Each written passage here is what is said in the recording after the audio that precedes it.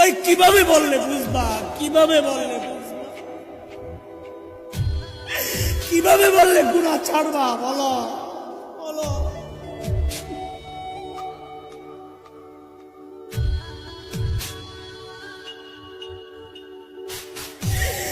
সন্তান চলতেছে জাহান্নামের দিকে, বিবি চলতেছে জাহান্নামের দিকে, আমি চলতেছি জাহান্নামের দিকে, অথচ মালিক ডাকতেছেন, আয় শোন না শোন না শোন, ওয়াল তানজুর নাফসুম মা কদ্দামাত লিগাদ।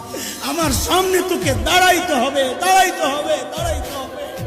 কি নিয়ে আসবি এখন থেকে চিন্তা কর, কি নিয়ে আসবি, কি আছে বুঝি বলেন?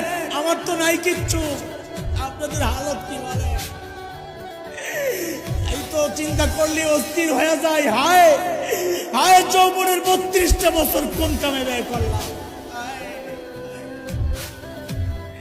প্রতিদিন যদি একবার করে সুবহানাল্লাহ পড়তাম, আমল নামায় কতগুলো সুবহানাল্লাহ জমা হইতো। প্রত্যেকদিন যদি 2 রাকাত নফল নামাজ পড়তাম, আমল নামায় কতগুলো নফল নামাজ